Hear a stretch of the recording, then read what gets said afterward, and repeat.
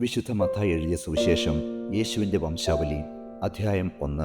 അബ്രാഹത്തിൻ്റെ പുത്രനായ ദാവീദിൻ്റെ പുത്രൻ യേശു ക്രിസ്തുവിൻ്റെ വംശാവലി ഗ്രന്ഥം.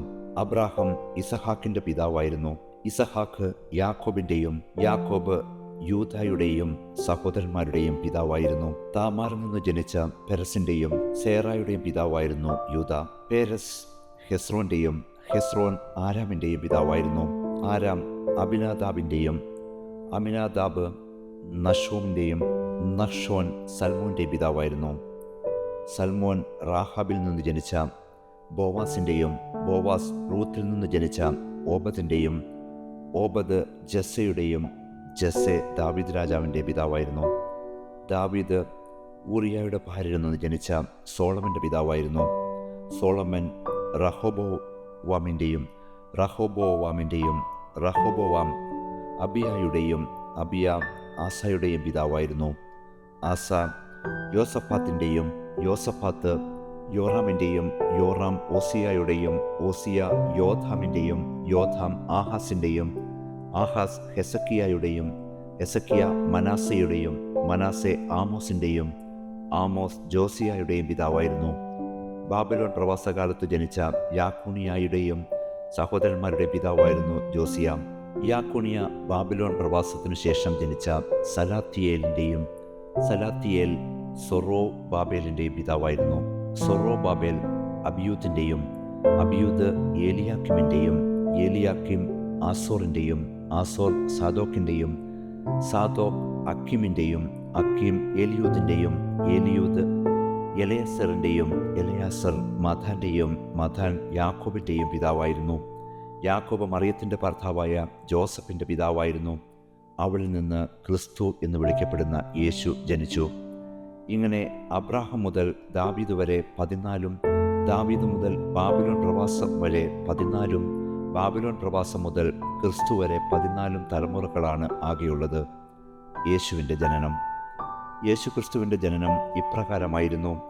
അവൻ്റെ മാതാവായ മറിയവും ജോസഫും തമ്മിലുള്ള വിവാഹ നിശ്ചയം കഴിഞ്ഞിരിക്കെ അവർ സഹവസിക്കുന്നതിന് മുമ്പ് അവൾ പരിശുദ്ധാത്മാവിനാൽ ഗർഭിണിയായി കാണപ്പെട്ടു. അവളുടെ ഭർത്താവായ ജോസഫ് നീതിമാനാകിയാലും അവളെ അപമാനിതയാക്കാൻ ഇഷ്ടപ്പെടായികയാലും അവളെ രഹസ്യമായി ഉപേക്ഷിക്കുവാൻ തീരുമാനിച്ചു. അവൻ ഇതേക്കുറിച്ച് ആലോചിച്ചു കൊണ്ടിരിക്കെ കർത്താവിൻ്റെ ദൂതൻ സ്വപ്നത്തിൽ പ്രത്യക്ഷപ്പെട്ട് അവനോട് പറഞ്ഞു, ദാവീദിൻ്റെ പുത്രനായ ജോസഫ്, മറിയത്തെ ഭാര്യയായി സ്വീകരിക്കുവാൻ ശങ്കിക്കേണ്ട. അവൾ ഗർഭം ധരിച്ചിരിക്കുന്നത് പരിശുദ്ധാത്മാവിന് നിന്നാണ്. അവൾ ഒരു പുത്രനെ പ്രസവിക്കും.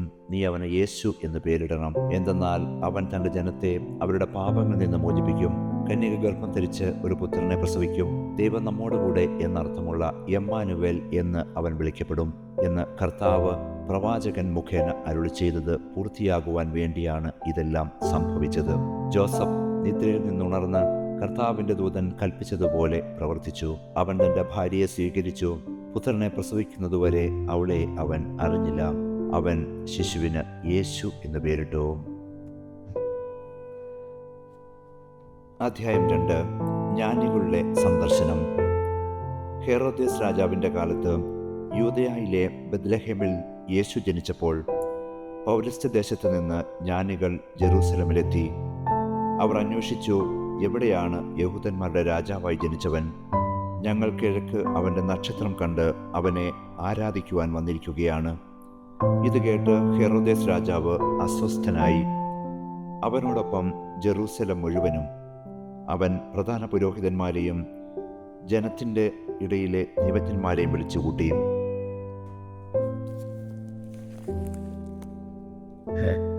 ക്രിസ്തു എവിടെയാണ് ജനിക്കുന്നതെന്ന് ചോദിച്ചു. അവർ പറഞ്ഞു, യൂദയായിലെ ബെത്ലഹേമിൽ. പ്രവാചകൻ എഴുതിയിരിക്കുന്നു, യൂദയായിലെ ബെത്ലഹേമേ, നീ യൂദയായിലെ പ്രമുഖ നഗരങ്ങളിൽ ഒട്ടും താഴെയല്ല. എൻ്റെ ജനമായ ഇസ്രായേലിനെ നയിക്കുവാനുള്ളവൻ നിന്നിൽ നിന്നാണ് ഉദ്ഭവിക്കുക. അപ്പോൾ ഹെറോദേസ് ആ ജ്ഞാനികളെ രഹസ്യമായി വിളിച്ച് നക്ഷത്രം പ്രത്യക്ഷപ്പെട്ടത് എപ്പോഴെന്ന് സൂക്ഷ്മമായി ആകാംക്ഷയോടെ അന്വേഷിച്ചറിഞ്ഞു. അവൻ അവരെ ബെത്ലഹേമിലേക്ക് അയച്ചുകൊണ്ട് പറഞ്ഞു, പോയി ശിശുവിനെപ്പറ്റി സൂക്ഷ്മമായി അന്വേഷിക്കുക. അവനെ കണ്ടു കഴിയുമ്പോൾ ഞാനും ചെന്ന് ആരാധിക്കേണ്ടതിന് എന്നെയും അറിയിക്കുക. രാജാവ് പറഞ്ഞത് കേട്ടിട്ട് അവർ പുറപ്പെട്ടു. കിഴക്ക് കണ്ട നക്ഷത്രം അവർക്ക് മുമ്പേ നീങ്ങിക്കൊണ്ടിരുന്നു. അത് ശിശു കിടക്കുന്ന സ്ഥലത്തിന് മുകളിൽ വന്നു നിന്നു. നക്ഷത്രം കണ്ടപ്പോൾ അവർ അത്യധികം സന്തോഷിച്ചു. അവർ ഭവനത്തിൽ പ്രവേശിച്ച് ശിശുവിനെ അമ്മയായ മറിയത്തോടുകൂടി കാണുകയും അവനെ കുമ്പിട്ട് ആരാധിക്കുകയും ചെയ്തു. നിക്ഷേപ പാത്രങ്ങൾ തുറന്ന് പൊന്നും കുന്തുരുക്കവും മീറയും കാഴ്ചയർപ്പിച്ചു.